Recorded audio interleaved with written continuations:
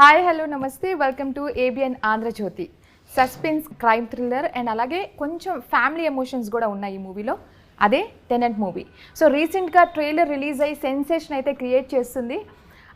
చాలా సినిమాలు ఈ జోనర్లో మనం చూస్తున్నాం, అంటే క్రైమ్ సస్పెన్స్ జోనర్లో, కానీ ఈ మూవీలో కూడా కొత్తదనం కనిపిస్తుంది. సో ఈ మూవీకి సంబంధించి ఎన్నో విషయాలు తెలుసుకుందాం. Right now we have tenant movie team with us. Hi hello నమస్తే, ఎలా ఉన్నారు? బయట వేడి చాలా ఎక్కువ ఉంది, మీ ట్రైలర్లో సెన్సేషన్ చాలా ఎక్కువ ఉంది, మరి ఎట్లా తట్టుకోలేరు ఇంకా జనాలు ఇక సమ్మర్లో?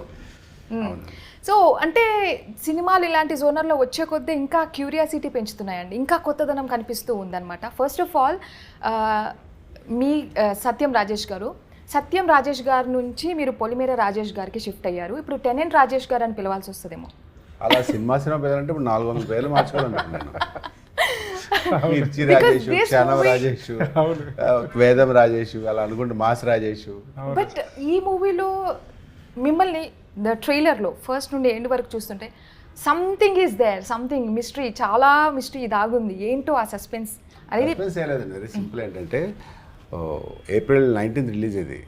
రేపు మీరు మార్నింగ్ షో వచ్చారని తెలిసిపోతుంది మొత్తం. ఏదో చెప్తారనుకున్నా, సింపుల్గా వచ్చేసి తెలిసిపోద్ది ఇక అంటున్నారు. బట్ లవ్ స్టోరీ అనుకోండి, క్లైమాక్స్ చెప్పేయచ్చు. ఫ్యామిలీ స్టోరీ అనుకోండి, ఇంటర్వల్ చెప్పేయచ్చు. ఈ సినిమానే సస్పెన్స్, ఒక డిఫరెంట్ కాదు ఇది, ఏ ఒక్క పాయింట్ కూడా తెలియకూడదు. సో ఈ మూవీలో మీ క్యారెక్టర్ గురించి చెప్పాలంటే, ప్రీవియస్ మూవీ కంటే పొలిమేరా చాలా బజ్ అండి, అసలు అది పోవట్లేదు మైండ్లో నుండి. ప్రతి ఒక్కరు కూడా మిమ్మల్ని అదే ఫస్ట్ అడుగుతున్నారు కదా. సో ఏంటి డిఫరెన్సెస్ ఏం ఉండొచ్చు ఈ మూవీకి ఆ మూవీకి అని చెప్తే, మీ క్యారెక్టర్ విషయానికి వస్తే ఏం చెప్తారు మీరు? అది ఒక పల్లెటూరు బ్యాక్డ్రాప్లో ఒక డిఫరెంట్ బ్లాక్ మ్యాజిక్ చేతబడులు బ్యాక్గ్రౌండ్లో సినిమా వెళ్తుంది. ఇది అలా కాదు, రెగ్యులర్ లైఫ్లో, మన లైఫ్లో పక్కింట్లో ఎదురింట్లో ఇప్పుడు ఎలా జరుగుతుంది. ఫర్ ఎగ్జాంపుల్ మీ పక్కట్లో ఏం జరుగుతుంది మీకు తెలుసా?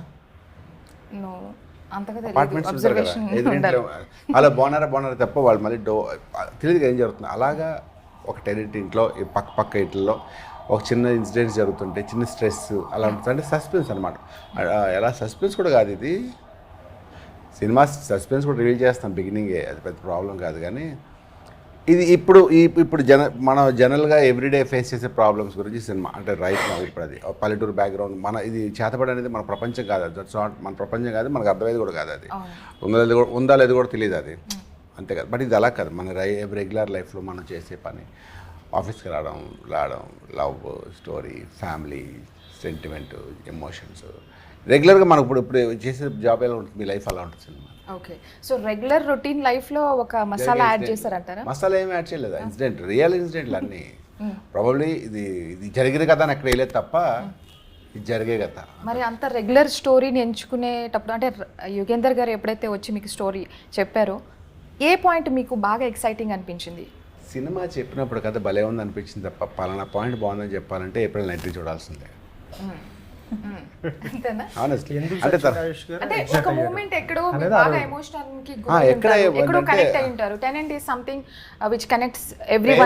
నాకున్న రిలేషన్ దగ్గర కనెక్ట్ అయ్యాను నేను. సీరియస్లీ?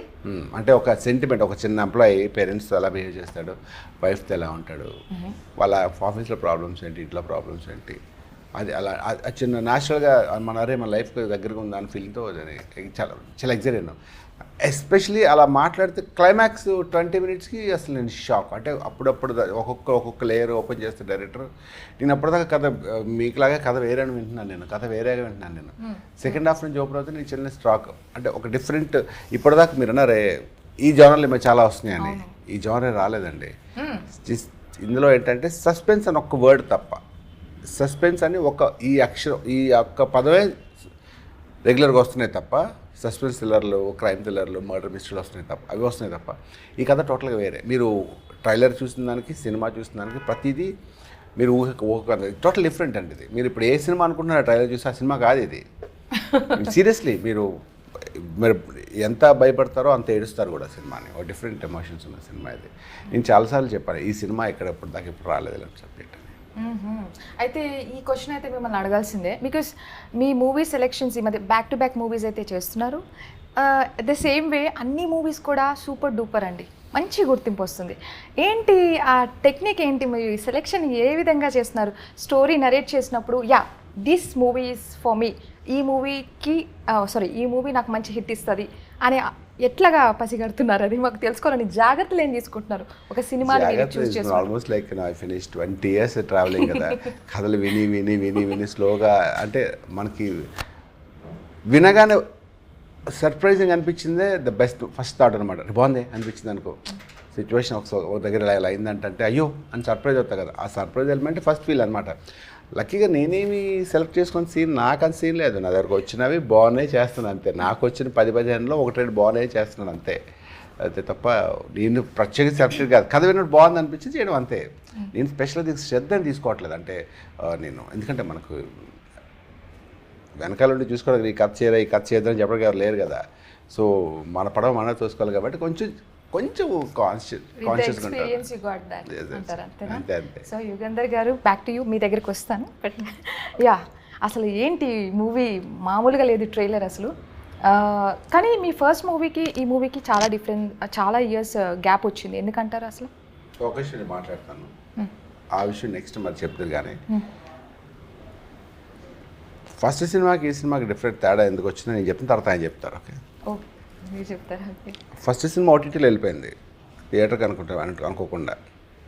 ఓటీటీలో వెళ్ళిన తర్వాత మంచి అప్లాజ్ వచ్చింది, చాలా బాగుంది అని. సో ఓటీటీ అయిపోయిన తర్వాత మళ్ళీ ఈ కథ మీద రాసుకుని 1 year పట్టింది. ఆ తర్వాత ఈ కథ చేయడానికి 1 year పట్టింది. అని సరిపోయింది టైము. ఎలా చెప్పారు? గ్యాప్ రాలేదు, very simple. And one more thing I'll tell you. అంతే, థ్యాంక్స్. ప్రాబ్లం ఏంటంటే ఇప్పుడు ఆర్టిస్ట్ అనుకో, నేను 10 సినిమాలు చేస్తాను, డైరెక్టర్ అలా కాదు కదా. ఇప్పుడు ఈ సినిమా తీసిన తర్వాత ఇంకో నెక్స్ట్ సినిమా అంటే 1 year పడుతుంది. సో కరెక్ట్గా డేట్లు చెప్పాక డేట్లకి ముందు ఒక 10 days 20 days ట్రావెల్ అవుతారు, తర్వాత షూటింగ్ వచ్చి వెళ్ళిపోతారు యాక్టర్స్. సో దీన్ని బట్టి నాకు ఒకటి అర్థమవుతుంది, the chemistry, the bond you guys have. మాత్రం నేను ఇప్పుడు కాదు, ఆయన మాట్లాడినట్లేదు అనుకోకండి. కథ చెప్పినప్పుడు ఏ సీన్ చెప్పారో తీసినప్పుడు కూడా అంతే బ్యూటిఫుల్గా, చాలా కంఫర్టబుల్గా ఈ అమ్మాయిని కూడా ఈవిడ చెప్తారు, ఈవిడ గురించి ఎక్స్పీరియన్స్. ఐ మీన్ ఈవిడంటే చందన గారు చెప్తారు. ఈవిడంటే చాలా వేటకారం తొంగి చూస్తున్నారు అక్కడ. అయితే మూవీ మొత్తం అంతేనా? సో డైరెక్టర్ ఒక విజన్ తోటి సీన్ చెప్పినప్పుడు ఇలా ఉన్నప్పుడు అలాగే సినిమా నేను ట్రైలర్ చూసినప్పుడు ఎలా మైండ్లో మనం ఊహించుకున్నామో అలాగే వచ్చే సీన్స్ ఎంత బాగా చేశారంటే మన కంఫర్ట్గా పెట్టే జోన్. ఐ మీన్ షూటింగ్ చేస్తున్నప్పుడు కొన్నిసార్లు మన కింద కూర్చోవలసి వస్తుంది చాలాసేపు. సార్ భయపది అని చెప్పేసి మన రాత్రి 2 గంటలకు కూర్చోబెడేస్తారు. ఈయన అలా కాదు, ఫస్ట్ తీసి పంపించేసి కొంచెం మన కంఫర్ట్, అంటే ఫర్ ఎగ్జాంపుల్ చాలా కంఫర్ట్ ఆర్టిస్టులు చూసుకునే విధానంలో మాత్రం ది బెస్ట్. చాలా ఆహ్లాదకరంగా, చాలా లైవ్లీగా అన్ని సినిమాలు జరుగుతాయి, చాలా ఫ్రెండ్లీగా వేయించాడు లాట్ అండి అండ్ వేరే. ఇది అలా కాదు, ఇది ప్రతి దాంట్లో మనం ఇన్వాల్వ్ అయ్యి చేసినట్టు చేస్తాడు director. The best. I mean నేను I just love him. So మీరు ఏదైతే ఆయన నరేట్ చేశారో అదే ప్రెజెంట్ చేశారని ఎంత clear, that is a point where you get satisfied actually. You know చాలా సంతృప్తిగా అనిపిస్తుంది, వావ్ మనం అనుకున్నదే అక్కడ ప్రెజెంట్ చేస్తున్నారని. సో ఐ హోప్ థియేటర్స్లో కూడా ఆడియన్స్ ఏదైతే ఇంత డౌట్స్, ఇంత క్యూరియాసిటీగా అండ్ మీ ఫ్యాన్స్ స్పెషలీ వెళ్తారో వాళ్ళు కూడా అదే ఎక్సైట్మెంట్తో వావ్ వీఆర్ ఆల్సో సాటిస్ఫైడ్ అనే మోడ్లో వస్తారని అనుకుంటున్నాను నేను. సో ఇప్పుడు ఈ స్టోరీలో అంటే it's a common routine story, day to day లైఫ్లో జరిగే స్టోరీ అన్నారు. బట్ దీంట్లో కొత్తదనం ఏదో అంటున్నారు, అట్లీస్ట్ కొంచెం హింట్స్ అన్న ఇవ్వండి. ఏంటి ఆ సస్పెన్స్, ఏదో ఒక పాయింట్? స్క్రీన్ ప్లే అంటే కామన్ రొటీన్ కాదు, సొసైటీలో రోజు మనం వింటున్న చూస్తున్న జరుగుతున్న incidents related that women emotion. But ఉమెన్స్కి సంబంధించిన ఆ ఎమోషన్ సొసైటీలో రోజు జరుగుతున్న ఇష్యూస్ ఆ రిలేటెడ్ అది. But it's not routine, very emotional అది. బయట అంతే కదా, మనం ఎక్కడైనా జరిగితే చూసి రొటీన్గా ఫీల్ అవ్వడం కన్నా ఫస్ట్ ఎమోషన్ అవుతాం, ఇదే జరిగిన ఇన్సిడెంట్ అని. సో అక్కడ ఎలా ఆ పేపర్లో చూసినా విన్నా ఎలా చిన్న 2 seconds కావచ్చు, 5 seconds 1 minute కావచ్చు, ఎమోషన్ ఎలా ఫీల్ అవుతాం అలాగా అదే ఎమోషన్ ఉంటుంది ఇక్కడ. అండ్ ట్రైలర్లో ఎక్కడ కూడా మాకు అంత వైలెన్స్ కావచ్చు, టూ మచ్ ఆఫ్ రొమాన్స్ అనే పార్ట్ ఎక్కడా కనిపించలేదు. బట్ ఏ సర్టిఫికేట్ విషయానికి వస్తే ఈ క్వశ్చన్ అయితే కొంచెం అడగాలనిపిస్తుంది. ఎందుకు ఏ సర్టిఫికేట్ రావడానికి రీజన్ ఏంటి అసలు? మీరు ట్రైలరే చూసారు, వాళ్ళు సినిమా అంతా చూసారు, మీకు తెలియంది సినిమాలో ఏదో దాగి ఉంది. కానీ ఏ సర్టిఫికేట్? ఆ దాగిన దాన్ని వాళ్ళు బయట తీసేయాలనుకున్నారు, నేను ఒప్పుకోలేదు తీయడానికి. వాళ్ళు కొన్ని అడిగారు, అంటే చాలా అంటే సినిమా చూసి చాలా వాళ్ళు హ్యాపీ ఫీల్ అయ్యి అప్రిషియేట్ చేసి, ఇది ఇవ్వడానికి మాకు ఇష్టం లేదు, మనస్ఫూర్తిగా పర్సనల్గా ఇష్టం లేదు, బట్ యాజ్ పర్ రూల్స్ ప్రకారం మాకు తప్పట్లేదు కొన్ని ఆస్పెక్ట్స్. అంటే మీరన్న క్రైమ్, రొమాన్స్ అది రెండే కాదు కదా, వాళ్ళ రూల్స్ ప్రకారం సెన్సార్ బోర్డ్ రూల్స్లో ఇంకా కొన్ని ఉంటాయి కదా, కొన్ని పాయింట్స్ ఏవో, కొన్ని చాలా ఉంటాయి ఏవో. ఏదైనా సెన్సిటివ్ పాయింట్ని మీరు టచ్ చేస్తారా గట్టిగా? చాలా చాలా ఒక పాయింట్ కాదు, చాలా సెన్సిటివ్ పాయింట్స్ ఉన్నాయి. సో ఆ రూల్స్ ప్రకారం వాళ్ళు ఒక major more than 30 minutes kind of ఒక బంచ్ ఆఫ్ ఎమోషన్ ఉంటుంది. దాంట్లో వాళ్ళు కొన్ని అడిగారు, అది చేంజ్ చేయాలి అని, చేయను అన్నాను నేను. సో దానికి ఇంకా నేను ప్రొడ్యూసర్ గారు మా డెసిషన్ చెప్పేసిన తర్వాత కూడా మెంబర్స్ అందరూ కూడా ఒకసారి ఆలోచించండి, ట్రై చేయండి, ఇది ఫ్యామిలీ సినిమా, పిల్లలు కంపల్సరీ చూడవలసిన సినిమా, కానీ ఇది మాకు అంటే మనస్ఫూర్తిగా మాకు అనిపించట్లేదు, ట్రై చేయండి, మేము అడిగింది చేసే పాసిబిలిటీ ఉంది, బట్ ట్రై చేయండి, ఇంకొకసారి ఆలోచించండి అని చెప్పారు. అంటే ఒక రెస్పెక్టబుల్ వాళ్ళు సజెషన్ ఇచ్చారు ఆయన. అది అంటే ఇట్స్ నాట్ పాసిబుల్, అది క్రియేటివ్ సైడ్ కానీ నేను ఫీల్ అయిన ఎమోషన్ సైడ్ అది ఉండాలి. సో ఫైనల్ నేనంటే ఎంత స్ట్రాంగ్గా నేను చెప్తానంటే, పేరెంట్స్ ఈ సినిమా చూస్తే వాళ్ళ పిల్లల్ని వెళ్ళి చూడమని తల్లిదండ్రులే చెప్తారు పిల్లలకి. అలాంటి సినిమా ఇది. సో ఏ సర్టిఫికేట్ ఫ్యామిలీ ఓరియంటెడ్ మూవీ అంతే, హ్యాపీగా చెప్పొచ్చు. ఇది ఇంకా బాగుంది ఈ ట్యాగ్ అయితే ఈ మూవీకి. అదే చెప్తాను, అంతా ఫ్యామిలీసే, తల్లిదండ్రులు పిల్లల్ని పంపించే ఏ సర్టిఫికేట్ సినిమా టెనెంట్. చూస్తే టెనెంట్ అనేది మీరు స్టోరీ రాసుకున్నాక ఆ టైటిల్ అనేది వావ్ నైస్, అంటే ఇన్ని టైటిల్స్ వస్తున్నా కూడా టెనెంట్ కూడా ఈజ్ న్యూ ఫీల్ ఇచ్చింది. అంటే it's a routine word, we use it, but మూవీకి పెట్టడం అనేది కూడా చాలా మంచిగా అనిపిస్తుంది. సో ఆ టైటిల్ విషయానికి వస్తే దాని గురించి చెప్పండి. అదే మీరు ఇందాక అన్నారు కదా రొటీన్ స్టోరీ అంటున్నారు, అంటే రొటీన్ స్టోరీ కాదు ఎమోషన్ అన్నాను కదా.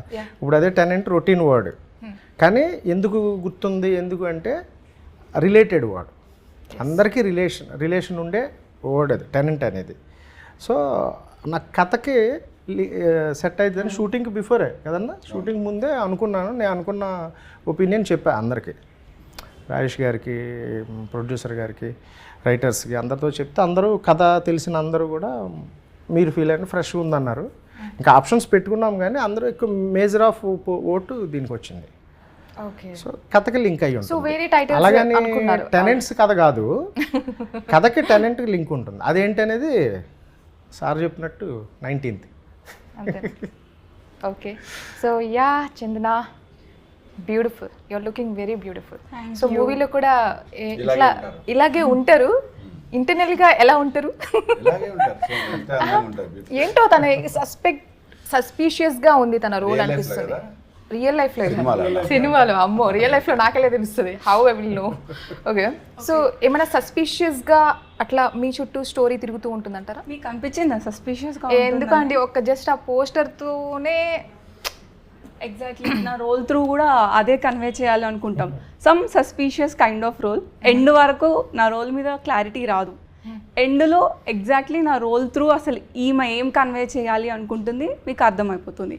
బేసికల్లీ నా రోల్ త్రూ యూత్కి ఎక్కువ లైక్ ఇట్స్ కైండ్ ఆఫ్ యూత్ని టార్గెట్ చేస్తూ మెసేజ్ అన్నారంటే మీతో ఫ్రెండ్షిప్ చేయొద్దు, మీతో దూరంగా ఉండాలన్నా ఏమో, అది చూస్తే మీకు అర్థమైపోతుంది. యూత్కి ఒక మెసేజ్ మీరు ఇస్తున్నారంటే మీ దగ్గరికి రావద్దనే కదా రోల్. మీరు ఇలా అంటే నాకు ఇంకొక పాయింట్ గుర్తొచ్చింది, ఫ్రెండ్షిప్ అన్న టర్మ్ మీదనే ఎక్కువ నా రోల్ ఫోకస్ అయి ఉంటుంది అనమాట.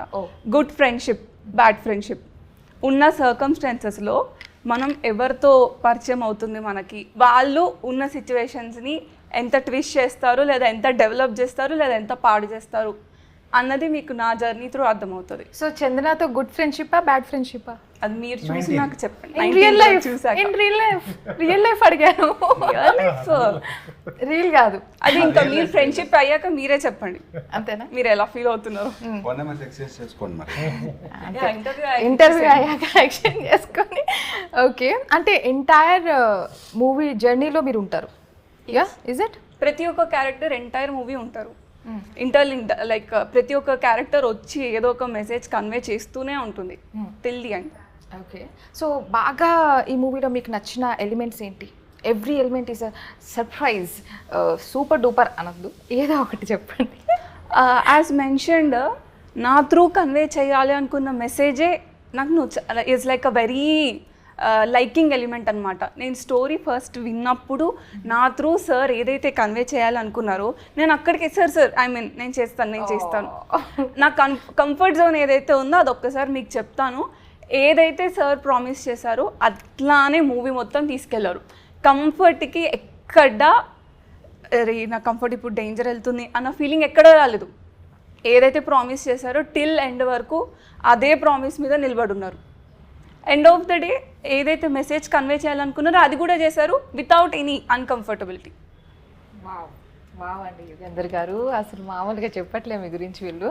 సో సెట్స్లో మీరు ఎలా వాళ్ళతో ఉన్నారు అంటే వర్క్ విషయంలో కావచ్చు, ఇన్ పర్సన్గా కూడా, ఇన్ పర్సన్ చెప్పండి 2 ముక్కలు ఇంకా వినాలనిపిస్తుంది యుగంధర్ గారి గురించి.